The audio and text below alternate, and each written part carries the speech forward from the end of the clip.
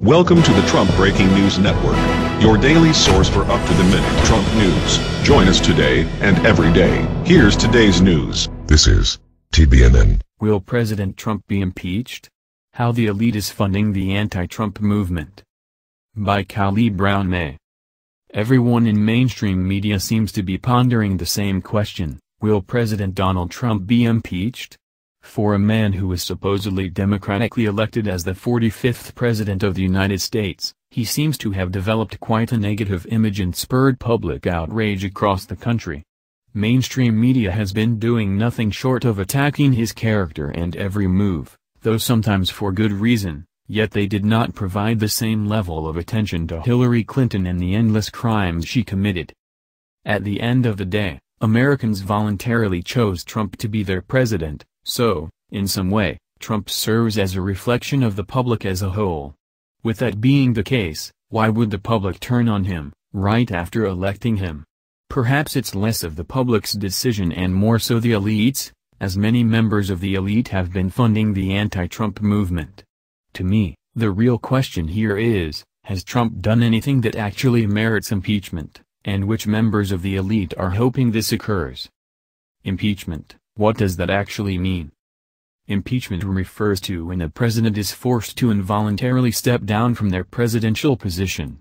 In regards to impeachment in the U.S., the process is followed through by Congress, giving them the power to essentially fire the president if they can prove wrongdoing. First, the House of Representatives can impeach the president with a majority ruling.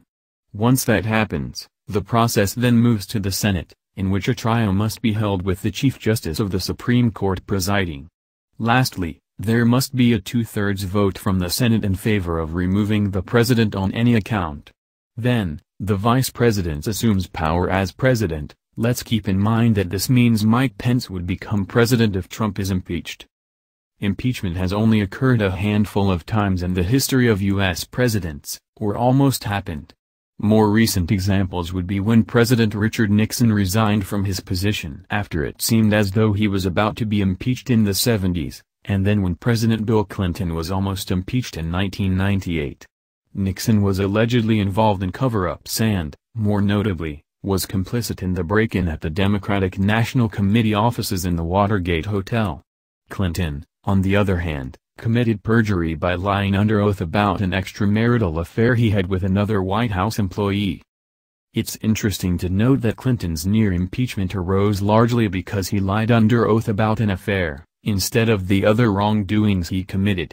He was a huge supporter of the war on drugs and the three-strike rule, which was essentially a strategy to put more black people in prison, and also held dangerously close ties to the elite. Yet the media chose to address his marital problems instead of the potential high-level corruption that was going on in the White House at the time. You can read more about this in our CE article here. In order for impeachment to occur, the Constitution addresses two specific crimes, treason and bribery, that would merit impeachment and removal from the Oval Office. The Constitution also specifies that other high crimes and misdemeanors could be reason enough to propose impeachment, though this is a vague statement. However, when Gerald Ford was House Minority Leader, he said, an impeachable offense is whatever a majority of the House of Representatives considers it to be at a given moment in history, so who really know what exactly merits impeachment? It's important to note that the public, the people who supposedly decide who gets elected as president, don't get a say in the matter. It's just the officials' opinions they care about. American politics is a system designed to serve the elite and the people inside of it, not the citizens. Americans don't even really have voting power. It's the Electoral College who control who gets elected, and who knows who controls them. So I ask you, how is this a democratic system? What would merit Trump's impeachment? In order for Trump to be impeached, we know that he would have to commit some sort of crime that the powers that be deem punishable. It's crucial for the elite to consider it as grounds for punishment, because we know that numerous presidents have technically engaged in crimes or misdemeanors and have not been punished for them because it would expose high-level corruption. For example, numerous presidents have held financial dealings with terrorist groups, like the Obama administration selling arms to ISIS, and even Hillary Clinton's involvement with an elite pedophile ring was swept under the rug. All of these acts weren't investigated, nor were they even recognized as wrongdoings or reported on by mainstream media. So far, numerous mainstream media, MSM, outlets are claiming that Trump firing former FBI Director James Comey is considered grounds for impeachment. MSM has taken the perspective that Trump only fired Comey to prevent any ongoing investigations on Russia being responsible for his victory in the recent U.S. presidential election. Of course, we know that Russia wasn't actually involved, as it wasn't Russian hackers who released the DNC emails to WikiLeaks, but rather a DNC whistleblower, Seth Rich. Nevertheless, this story is proving to be increasingly popular amongst the mainstream media, which makes sense given that many of their viewers probably don't know the truth about Hillary Clinton and what those DNC emails contained, as MSM didn't cover the hack extensively. For those of you who read CE's content on the DNC emails, Comey's arrest may not have come as a shock to you, but to those who were uninformed this may have come as a surprise. In addition to Comey's compliance in covering up the DNC emails, he also failed to investigate any Pizzagate claims. You may be familiar with the Pizzagate scandal, which allegedly unearthed a very high-level elitist global pedophile ring the U.S. government was involved in. It emerged when WikiLeaks released tens of thousands of emails from the former White House Chief of Staff under Bill Clinton, John Podesta, who also served as Hillary Clinton's campaign manager. It's because of these emails that many claim John Podesta was a part of these child trafficking rings as well. You can read more about this in our CE article here. This isn't the first time she was accused of being involved with pedophilia, as former U.S. State Department official Steve Pieczenik explained that the Clintons and many more have been a major part and participant of what's called the Lolita Express, which is a plane owned by Mr. Jeff Epstein, a wealthy multimillionaire who flies down to the Bahamas and allows Bill and Hillary Clinton to engage in sex with minors, that is called pedophilia. Despite all of the evidence against Clinton proving that she was likely involved in numerous high crimes, the FBI chose not to investigate any of that. When you look at the whole picture, it would be more surprising if Trump chose not to fire Comey. If we can't trust the FBI director to actually investigate high crimes, then what's the point of paying this organization countless taxpayer dollars in the first place? Despite all of this, MSM is still running with the story that President Trump could be impeached over this. MSM has been very careful in creating their image of being anti-Trump, continuously showing their support for Clinton throughout the electoral period. By constantly running anti-Trump stories like these, it's essentially mentally preparing the public for the very real possibility of impeachment. Perhaps the better question here is, why is MSM gunning for Trump to be impeached and who would benefit from his impeachment? One of the biggest players behind the anti-Trump movement is George Soros, a key member of the shadow government disguised as a philanthropic billionaire. His donations seem heartfelt and meaningful, but if you look a little closer, you'll realize that every donation he makes has an ulterior motive behind it, helping to secure his control over the political landscape and in turn profit from it. Soros has donated money to a number of left groups such as the Tides Foundation, Center for American Progress, and the Democracy Alliance to influence campaign finance laws. As a result, any Democratic politicians that don't support or express progressive narrative either receive cuts to their funding or are targeted by the media. This would be easy for Soros to influence, as he uses OSF to funnel money into Media Matters, which directly contributes to mainstream media outlets such as NBC and the New York Times. Democracy Alliance has already been challenging the Trump administration on a number of subjects, sparking tons of controversy, which is directly tied to Soros. Soros also heavily funded many of the Black Lives Matter movements. Don't get me wrong, I'm a strong advocate for equality and am happy to see people supporting one another. However, Soros' investments in anti-discrimination movements seem to be politically driven, intent on stirring up conflict.